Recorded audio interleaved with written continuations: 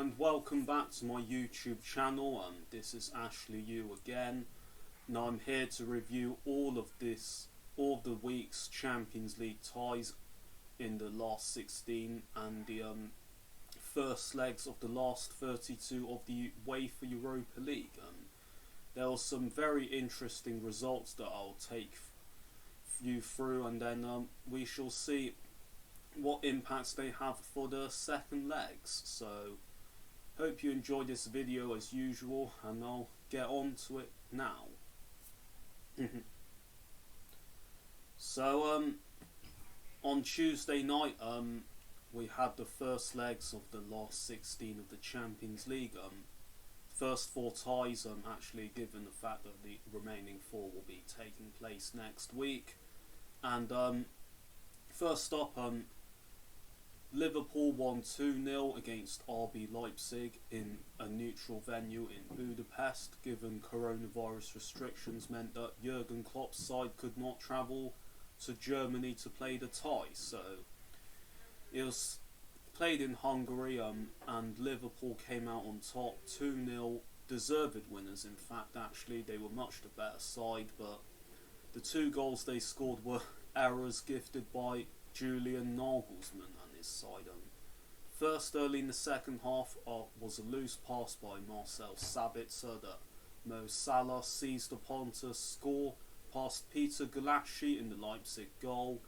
And then the second one a few minutes later, a mistake by Nordi Mukiele at the back, and Sadio Mane runs through to score, and Leipzig did have their chances to get back in the tie through Wang Hee-chan right near the end, but he fired wide with only the goalkeeper Alisson to beat. So Liverpool are in charge of this tie, but given the fact that they've been so poor in the Premier League in recent weeks, particularly at Anfield, there's every chance that Leipzig could turn this tie around and pull off a major upset. But for now, it looks like Liverpool will be going through to the last 8 of the Champions League, and which is particularly important for them given they're slipping away from contention for the place in the top 4 of the Premier League. So maybe the Champions League is their best chance of getting back into next season's competition. So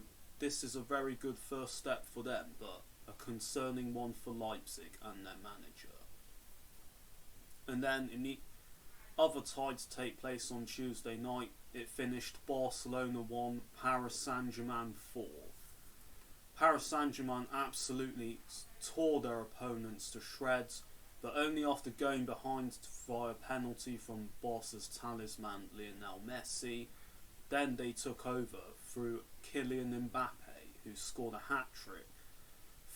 First goal he levelled shortly after Barcelona opened the scoring, and then he gave the Parisians the lead in the second half, tapping the ball into an empty net.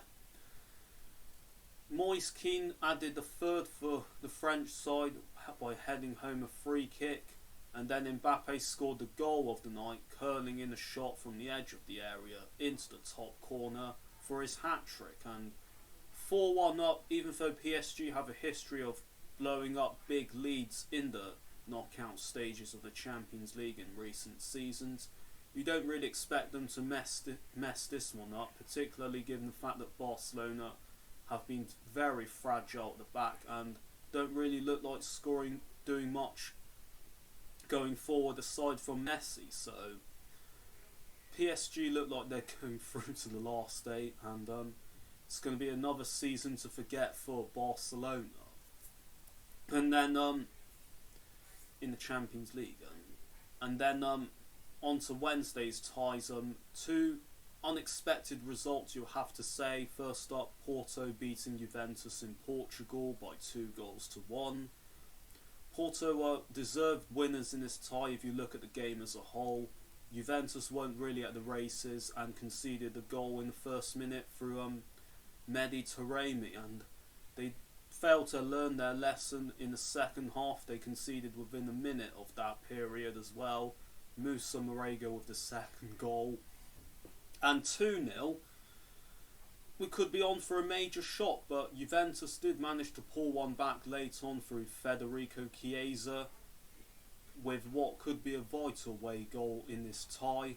And even though Porto managed to hold on for the victory, Juve will feel that they'll still be confident of getting through this tie. So everything to play for, but Juve will still have to play a lot better than they did in Portugal to get themselves through.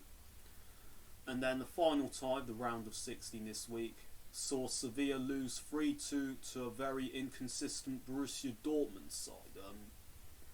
Dortmund haven't exactly been doing well in the Bundesliga, lying down in 6th and in danger of not qualifying for next season's Champions League. But they brought their A game to this on this occasion, despite falling behind early on through I think it was Suso. I think it was Suso who opened scoring for Sevilla with a deflected shot. But Dortmund took charge for the rest of the half. Haaland in particular was at his very best. He set up the first goal for Mahmoud Dahoud, who curled a brilliant shot into the top corner. And then a few minutes later, Haaland got on the score sheet after exchanging 1-2 with Jadon Sancho. He scored the black and yellow's third just before the break, after a blistering counter-attack that was initiated by Marco Reus. And 3-1 up at half-time, they were in dreamland, and they managed to hold their hosts at arm's length until very late on in the tie, when Luke de Jong got in at the back post to stab home from a free kick. And even though Dortmund won the first leg 3-2, Sevilla will feel that goal gives them a bit of hope heading into the second leg at the Westfalenstadion, in a stadium where Dortmund haven't really been that great in the Bundesliga. So it's still everything to play for, but Dortmund will feel that they're in charge of this tie and could be confident of finishing the job done in the second leg. And then moving on to Thursday night and the UEFA Europa League last 32. The first legs were played, and all the results I'll run through on here. First up, it was Dynamo Kiev 1, Club Brugge 1. Club Brugge will be happy with that result, given they've got an away goal despite falling behind to Dynamo Kiev. But Bruges should be favourites to progress from that one. Manchester United thrashed Real Sociedad 4-0 in Turin. Actually, this game was played not in San Sebastian due to COVID restrictions. Bruno Fernandes scored the first 2 goals. The second one, a brilliant improvised effort after the ball was slightly behind him when he shot. And then Marcus Rashford and then Daniel James added further goals, which effectively means that United are through to the next round, along with Tottenham, who thrashed Austrian side Wolfsberger 4-1 in another tie that was played at a neutral venue. This one was in Budapest as well. But it didn't affect Tottenham that much. Game was pretty much done after half an hour. Goals from Son, Moura and Gareth Bale, the second one actually from Gareth Bale, meant that the tie was pretty much done. Wolfsberger did pull one back in the second half, but Spurs did add a fourth near the end through Carlos Vinicius, and it looks to be job done for Mourinho as far as this tie is concerned. And then Olympiacos beat PSV 4-2. Olympiacos twice took the lead in the first half, only to be pegged back on each occasion, but they did grab a third just before the break and a fourth near the end, which could be crucial in terms of who will go through from this tie. PSV will still feel confident with the 2 away goals they scored, but they now need to win by at least 2 goals to stand a chance of going through.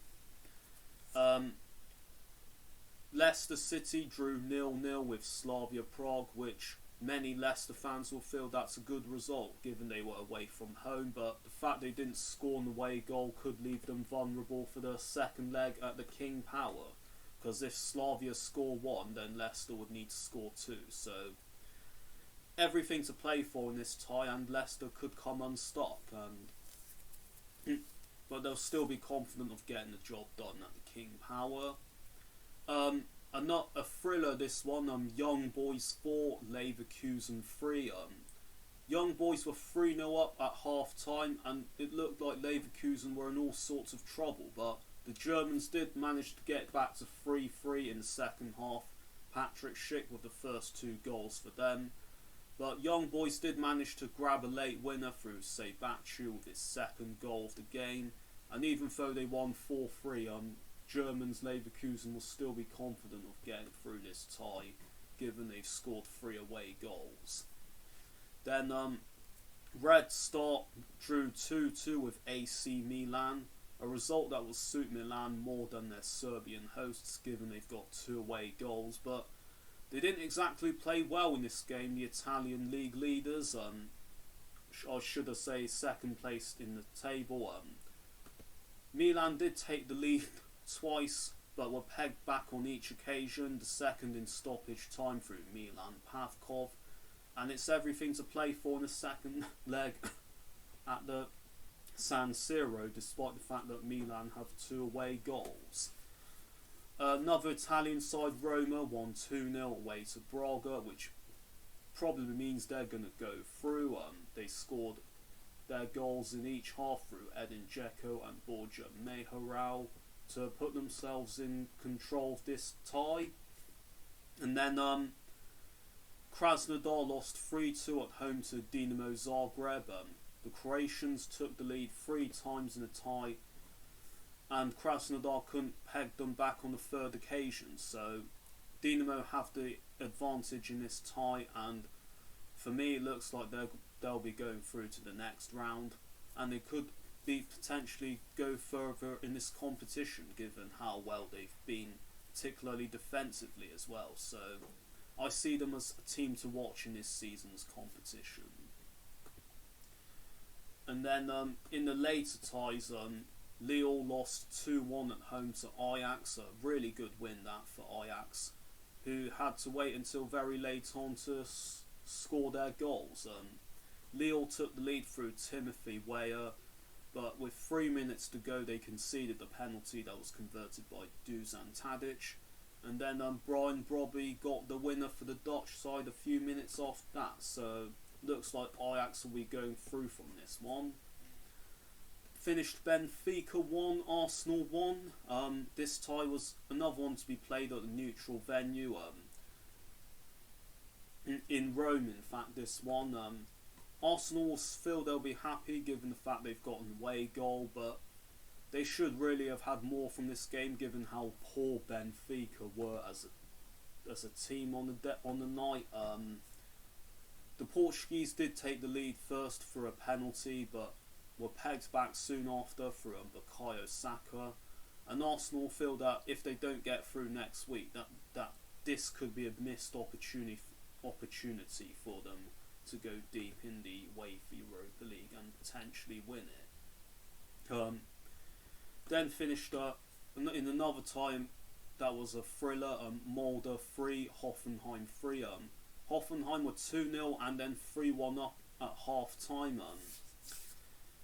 and looked well in control of the tie, but Molde scored 2 goals in quick succession second half to draw the tie, which was also played at a neutral venue in Villarreal Stadium.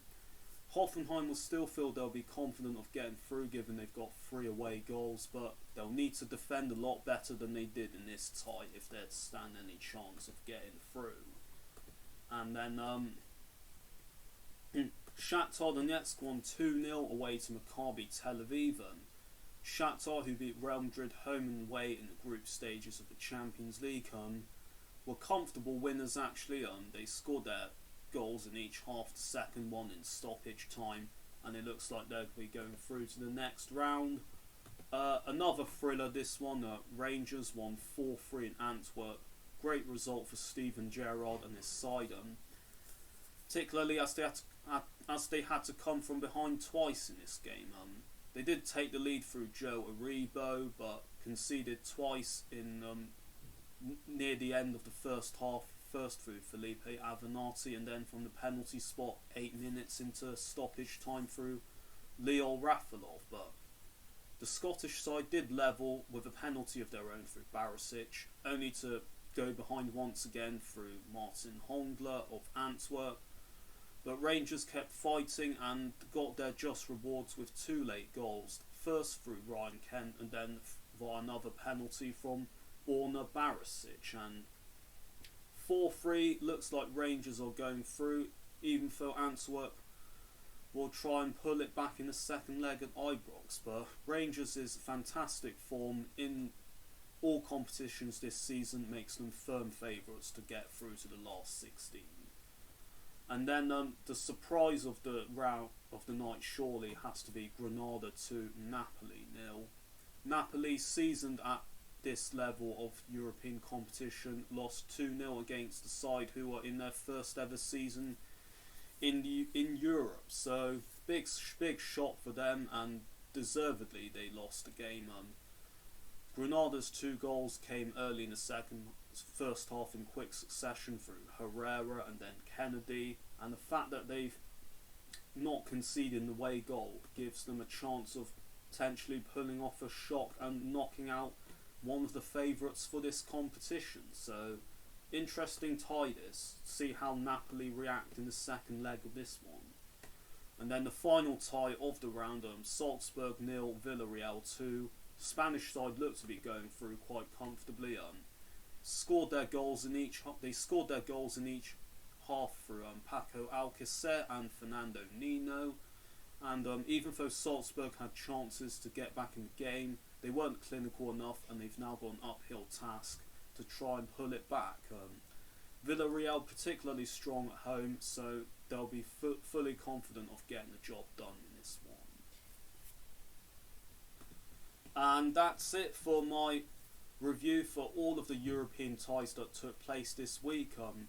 I'll have another video out shortly regarding the remaining last 16 first legs of the Champions League and the second legs of the last 32 of the Europa League. So hope you enjoyed this video as usual. Hope you're all having a good time with yourselves, and I look forward to seeing you all soon as usual. I'm out of here.